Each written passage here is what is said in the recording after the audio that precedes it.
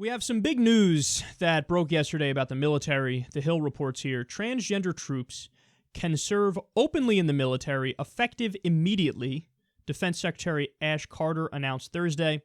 He said, "The reality is we have transgender service members serving in uniform today. Americans who want to serve and can meet our standards should be afforded the opportunity to do so. We have reason to be proud today of what this will mean for our military because it's the right thing to do." They continue here. Under the policy announced Thursday, troops currently in the military can no longer be discharged, separated, or declined re-enlistment solely on the basis of gender identity. In 90 days, the Pentagon will issue a guidebook for leaders to follow, and troops will have access to medically necessary care, including surgery.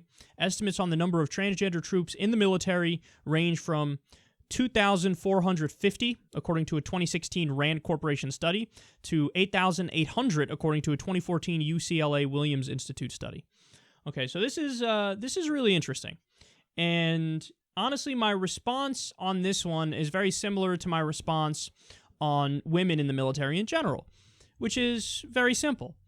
If you can meet the standards that they set up, and by the way, this criteria is objective criteria in the sense that they don't tailor it depending on your individual needs. No, you have to meet the criteria. If you can do that, I don't give a fuck what you are. I don't give a fuck what you are, who you are. I don't care if you're, white, black, Hispanic, Asian, purple, female, male, both, neither. I don't give a fuck. As long as you can meet the standards to do the job, I don't see any logical argument against it. And any arguments people come up with or, to argue against it, to me, it just seems like rationalizations. Like, for example, well, this is going to ruin cohesion. This is going to ruin cohesion within the unit because not everybody's the same. Just having, two soldiers who don't like each other could ruin unit cohesion. Does that mean that everybody needs to get along perfectly in every unit? And if we don't, then we can't have that unit? Then we'd have no fucking military because there's always some sort of disturbance at some point. And by the way, if you have an issue with it, get the fuck over it. If you have an issue with, I don't like that person because of who they are. Piss off. So, yeah, I don't think, people will, of course, will try to spin this as, oh, you're using the military for a social experiment. People made that argument when it first came to black people, allowing black people in the military. Yeah, it's a social experiment. What do you mean? No Negro can follow orders as good as a white boy, and they're just not as trained and equipped, and they're not for this kind of thing. I mean, are we really going to have this discussion in 2016? For example, people still make this argument about women. Dude, there are Kurdish all-female brigades that fight against ISIS. The idea that, as a general rule, just reject all of them because, on average, women are not biologically as strong as men. Reject all of them as a result of that. That's just silly. Obviously, some of them can meet the criteria. So if they meet the criteria, why would you not allow them in? Same with transgender people. And it's good that we're getting to the point where it's not viewed as, oh, you just have a mental disease. There was a time when all gender issues were viewed like that. All gender issues, sexuality issues. There was a time when homosexuality was viewed, that's just a mental illness.